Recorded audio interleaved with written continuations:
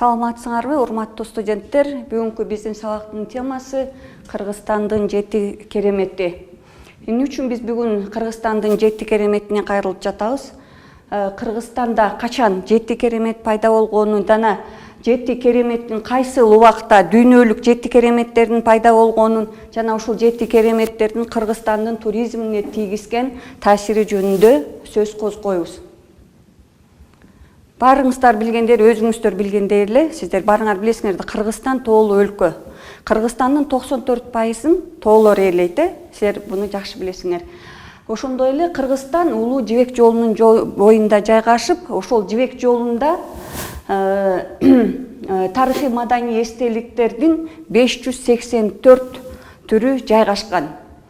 Кыргызстандын кол жаратылышы саякатты жакшы көргөн адамдарды өзүнө тартып, кызыктырып, жылдан жылга биздин Кыргызстанга келген туристтердин саны өсүүдө.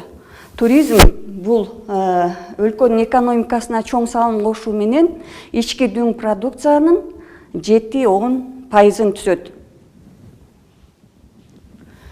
Мен жогоруда сөз кылгандай, Кыргызстанга туристтердин келүүсү жылдан жылга көбөйүп жатат деп атам.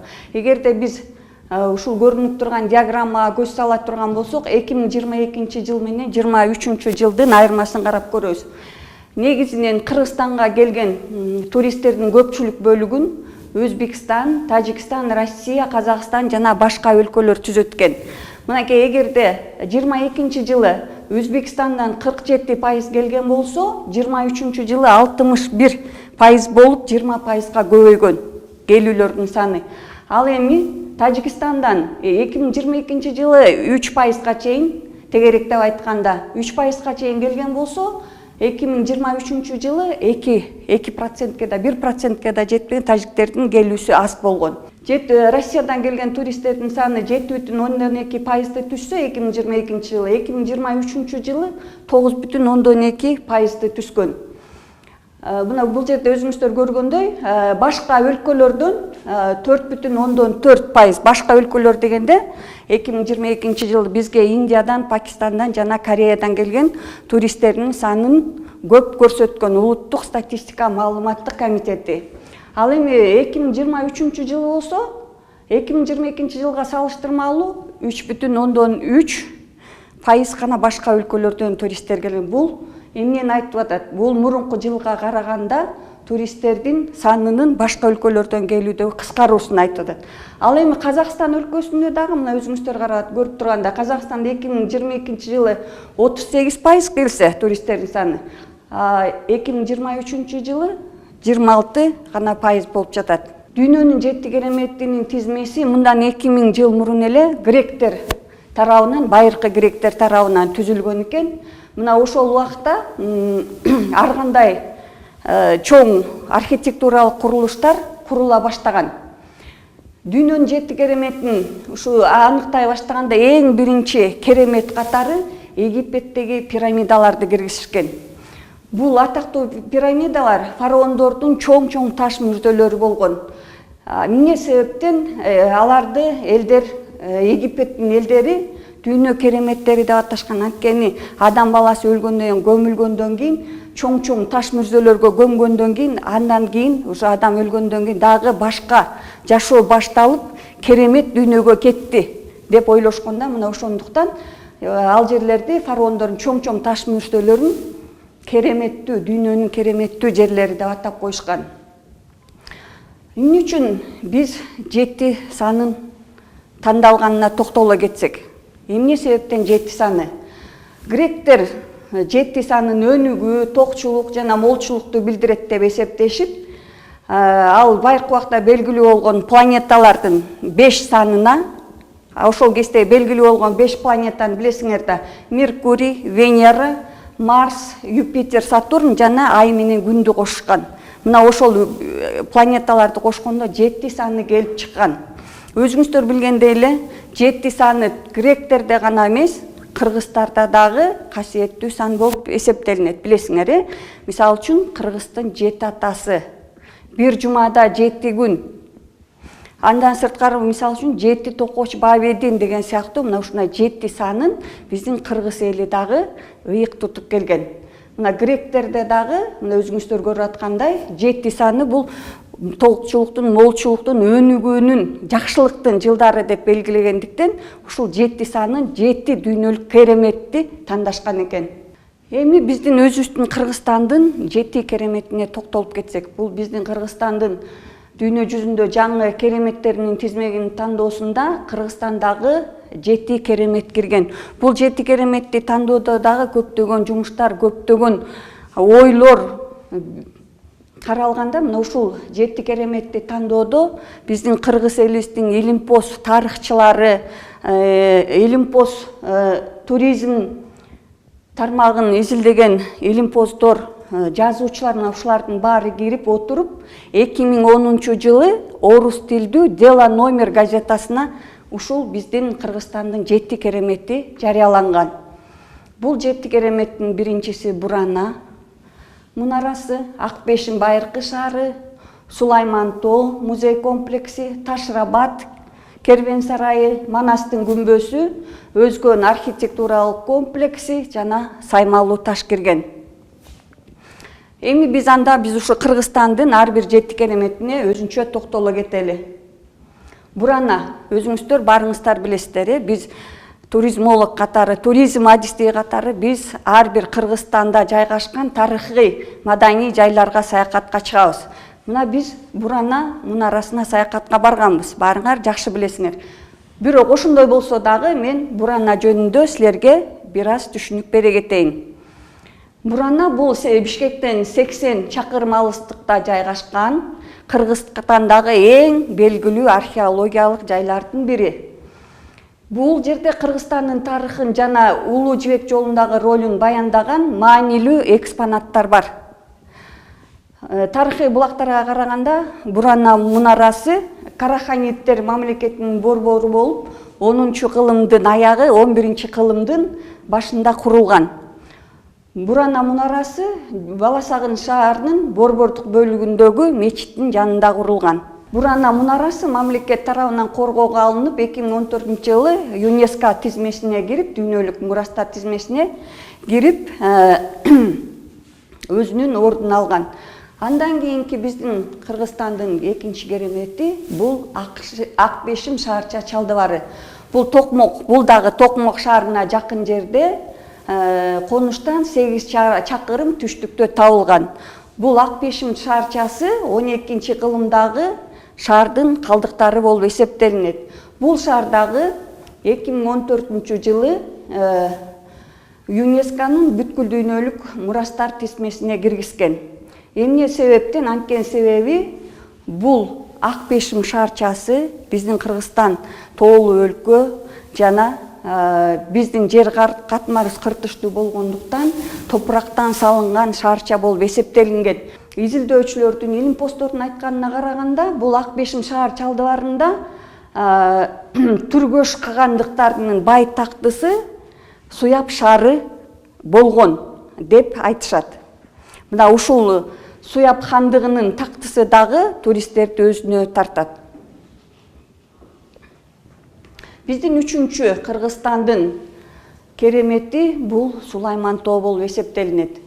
Сулайман тоо бул Кыргызстандагы эң ири музейлердин бири. Ош шаарында Сулайман тоонун этегинде жайгашкан. Музей 1949-жылы түзүлгөн. Музейде Кыргызстандын түштүк аймагынын тарыхына, археологиясына, искусствосуна жана жаратылышына тиешелүү 33 миңден ашык экспонаттар сакталган. Ушул Сулайман тоо музей этнографиялык комплекси 2 бөлүктөн турат. Биринчи бөлүгүндө айбанаттардын, жан-жаныбарлардын экспонаттары турса, экинчи бөлүгүндө кыргыз элинин байыркы жашоосуна таандык болгон турмуш тиричилик экспонаттары, буюмдары менен топтолгон. 3-чү кереметибиз бул Ташрабат кервен сарайы.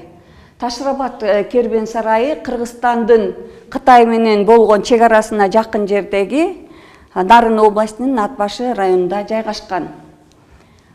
Байыркы кервен сарай 15-жылда курулган. Бул кервен сарай аркылуу дайыма ар кайсы мамлекеттин соода кервендери өтүп турган, түштүк менен түндүк жолун бириктирип турган жолдоку атайын соода менен алектенген соодагерлердин токтой турган жайы болуп эсептелинген. Жалпысынан бул кервен сарайда 31 бөлмө бар. Анткени себеби бул соодагерлердин эс алуучу жайы болгон деп айтып атпайбызбы? Ошондуктан бул кервен сарайда ар бир жеринде 31 бөлмөдөн турган бөлмөлөр бар. Таш Абад 2024 жылдын башынан бери Таш Абадка 15 миңден ашуун туристтер Казакстан менен Орусиядан, ал эми чет мамлекеттерден дейт турган болсо Кытай жана Америкадан келишкен. 4-түнчү биздин керемет жерибиз бул Манастын күмбөзү. Манастын күмбөзү өткөн доордун эң байыркы эстеликтердин бири болуп саналат. Бул Талас шаарында жайгашкан. Күмбөздүн бийиктиги болжол менен 11 метр. Ал эми аянты болсо 50 чарчы метрде түзөт экен. Манас бул кыргыз элинин мурасында көөнөрбөс мурас жана баатыр катары сүрөттөлөт. Уламыштарга караганда Манастын күмбөзүн Баатыр Манастын жубайы Каныкей салдырган. Ошол кезде Манастын душмандары өтө көп болгондуктан Манастын жубайы Каныкей ушул мечитти ушу жер шарынын бардык жагынан усталарды алып келип салдырган деп айтылат да. Мына ошондуктан ушул күмбөздүн биздин ушул убакытка чейин жетиши дагы ошол кездеги усталардын бир чеберчилигин далили катары көрүнүп турат да. 5-чи кыргыз кереметибиз Өзгөн мунарасы. Өзгөн Кыргызстанга көрүп берген эң байыркы шаарлардын бири. Бул Өзгөн шаарында эң чоң Фергана өрөөнү боюнча эң чоң соода борбору жайгашкан. Ошол чоң соода борборду мурун Өскөн деген аты болгон экен да. Өскөн деп айткан себеби Фергана өрөөнүндөгү соода аймагы эң чоң болуп чоңоюп баштаптыр. Андан сырткары Өзгөр деген дагы бир аты бар экен. Ал Өзгөр деген улам шаар көрктөнүп чоңоюп өзгөрүлүп баратканда анан кандайдыр бир себептер менен кийин бул Өзгөн деп аталып калган экен. Азыр бул Өзгөн мунарасы жайгашкан жерде 2 мавзолей жана 1 мунара турат. Эми биздин дагы бир кереметибиз бул саймалуу таштар. Саймалуу таштар мына биз жогоруда айтып кетпедик, биздин жер кыртышыбыз топурактуу болгондуктан ошол кездеги байыркы доордогу адамдар эч жака сүрөт тарта алган эмес. Ошол кезде кагаз деген жок болгон да өзүңөр билгендей, мына ошол сүрөттөрдү өздөрүнүн жашоосундагы сүрөттөрдүн баарын таш бетине түшүрүшкөн. Саймалуу таш Борбордук Азиядагы эң чоң петроглифтердин бири болуп саналат жана ошол сыяктуу эле улуттук парк деп да аталат. Саймалуу таш. Ушундай саймалуу таштагы сүрөттөр сыяктуу сүрөттөр Чолпон Ата шаарынын батыш тарабындагы Өрнөк аталышындагы айылдын четинде дагы жайгашкан. Адистердин айтымында Өрнөк петроглифтери Ысык көлдүн түндүк жээгиндеги петроглифтердин эң чоң жери болуп саналат экен. Бул дагы биздин байыркы тарыхыбыздын маданий жана тарыхый эстеликтердин дагы бир көрүнүшү болуп саналат. Биздин сабагыбыз аягына чыгып жаткандыгына байланыштуу ушул тема боюнча кимдерде кандай суроолор пайда болду? Мүмкүн болсо берсеңер болот. Сизге суроомду айтып кетсем, ЮНЕСКО эмне максатта аткарат? ЮНЕСКО бул билим, илим жана маданият тармагын камтыган Бириккен Улуттар уюмунун мекемеси катары бааланат. Бул мекеменин штаб-квартирасы Франциядагы Франция мамлекетинин Париж шаарында жайгашкан. Бул ЮНЕСКОнун негизги максаты биздеги жоголуп бара жаткан тарыхый, маданий жана археологиялык жайларды сактоо жана ошолорду каржылоо болуп саналат. Сиз жогоруда айтып кеттиңиз го, Ташрабат Кермет сарайында 31 бөлмө бар депчи, ошо чын эле такталганбы? Ошол Ташрабатка келген туристтер жана ошол жергиликтүү тургундар болуп, санап көрүшкөндө бир санаганында 40-ка чейин жетип кетсе, экинчи санаганында 36, же болбосо 31 болгондо, бирок биздин окумуштуулар ушул Ташрабатты изилдөөчүлөр санаганда алардын саноосунда деле ушунчалык бир туруп 36, бир туруп 30, бир туруп 31 болуп, бирок көбүрөөк саны 31ге жеткен. Мына ошондуктан бул жерде 31 бөлмө бар деп айтылып калган.